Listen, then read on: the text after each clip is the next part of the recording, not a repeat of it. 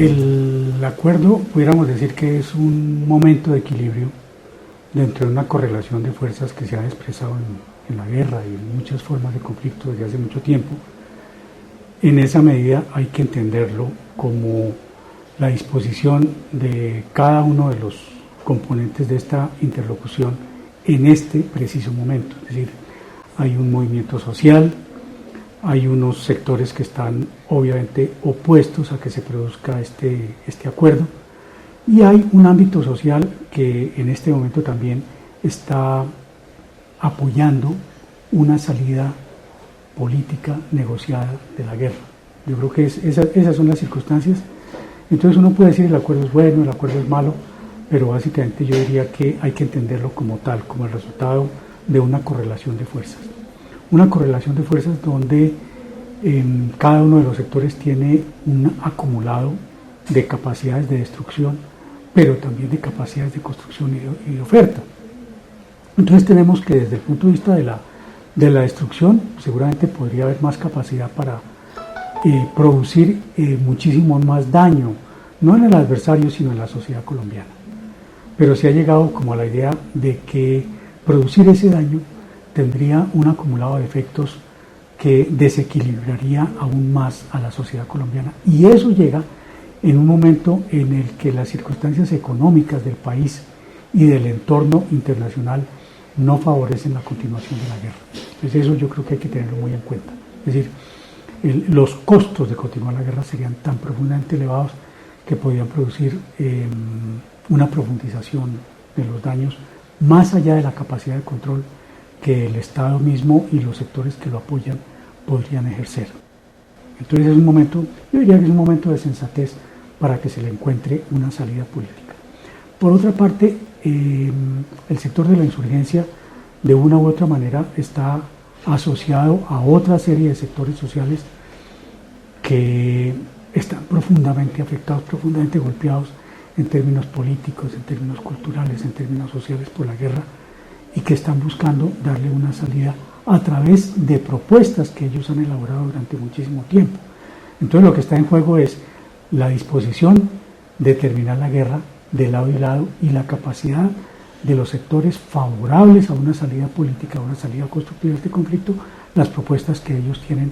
para darle terminación a la guerra, pero no solamente terminación a la guerra, sino salidas, propuestas de ir más allá de la terminación de la guerra para construir una economía, para reconstruir una economía, para construir un tejido social y la posibilidad de que muchísimos más colombianos se vean beneficiados por la terminación de la guerra. Es que no se nos olvide que estamos hablando de un país que tiene el 50% de su población rural, cerca de 7 millones de personas desplazados, que han sido desterritorializados, que han perdido sus recursos, que son lo que llamaba algún economista los nuevos pobres. Entonces es ante esas circunstancias que uno tiene que evaluar el acuerdo, no es simplemente si fue bueno o si fue malo, sino sobre la posibilidad de construir un nuevo país, de trazarle un nuevo rumbo y unas nuevas perspectivas a la sociedad colombiana, a su economía y a su articulación con el entorno regional y mundial. En esos términos diría yo que hay que evaluar los acuerdos, no en términos de que si fueron buenos o que fueron malos, sino en términos de la salida efectiva que puede haber este conflicto y a la construcción de una nueva sociedad. Los retos inmensos. Yo creo que los retos están contenidos en los acuerdos. Para algunas personas, no sé si de buena o de mala intención, se insiste mucho en que son muy complejos, y es que evidentemente son complejos porque el conflicto es complejo. El conflicto no es sencillo. El conflicto no se limita simplemente a los enunciados de la paz, sino a todos los contenidos que tan difícilmente se han construido. Cada uno de los temas considerados en los 6 puntos de la agenda, cada uno de los temas que están contenidos dentro de los acuerdos tiene muchísimo detalle, porque son detalles que hay que resolver. Los temas de la solución del problema agrario, los temas de la construcción de la reforma rural, que lleva mucho más allá de los ámbitos rurales y que accede a los ámbitos urbanos, porque esto también, introduciéndome en el último punto, creo que hay que tenerlo en cuenta. La guerra se se ha desarrollado fundamentalmente en los campos, pero sus efectos trascienden todos los ámbitos de la sociedad colombiana. Los precios de los alimentos, los precios para la sociedad colombiana del aumento de la pobreza, de la destrucción y el atraso que ha significado esta guerra, yo creo que no solamente afectan a la población rural, sino a la población urbana. La perspectiva que tenemos nosotros de elevación de impuestos, de la elevación de los costos económicos,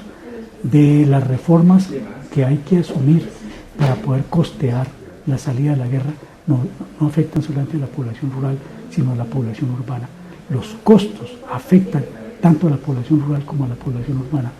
En una parte del informe de desarrollo humano del PNUD del 2011 se dice: el bienestar de las ciudades depende del bienestar de las gentes del campo. Yo creo que es un tema de reflexión. No podemos tener una visión tan estrecha que limite a los ámbitos rurales y a los ámbitos de la población rural las responsabilidades de salir de la guerra. Esto nos responsabiliza a todos. Y cuando nosotros estamos hablando de la reforma rural, quiere decir que no solamente son los campesinos quienes están allí incluidos, la gente que no tiene tierras, pero la gente que responde a las medianas empresas y aún a las grandes empresas está también vinculada allí. Es decir, la responsabilidad en términos de la recuperación de la producción, de la recuperación de la capacidad de consumo, la recuperación de los recursos naturales, la destrucción que hemos tenido nosotros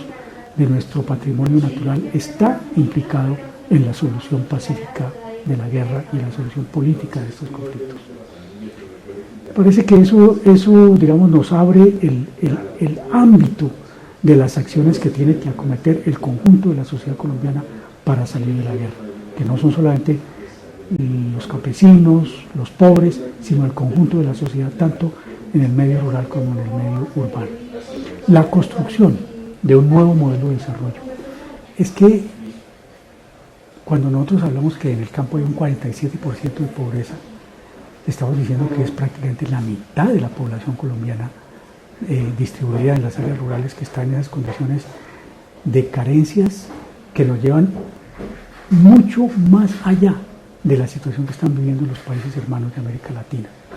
Cuando hablamos de que el crecimiento está bajando, que estamos en unas proporciones del 2% de crecimiento, es un crecimiento que está frenado no solamente por la guerra, sino por el acumulado de pobreza. Es decir, cuando se ha disminuido, hasta donde se ha disminuido la capacidad de consumo de los hogares, estamos hablando de que condiciones de paz permitirían recuperar la capacidad de consumo, pero no solo la capacidad de consumo, sino la capacidad productiva de nuestros hogares rurales y urbanos. La capacidad que tienen los sectores urbanos de elevar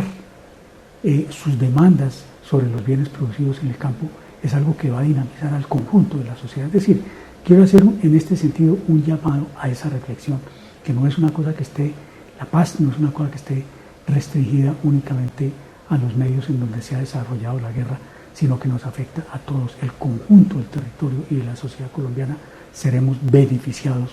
por esas nuevas condiciones que nos permitan dirimir políticamente los efectos de la guerra y sus causas fundamentales.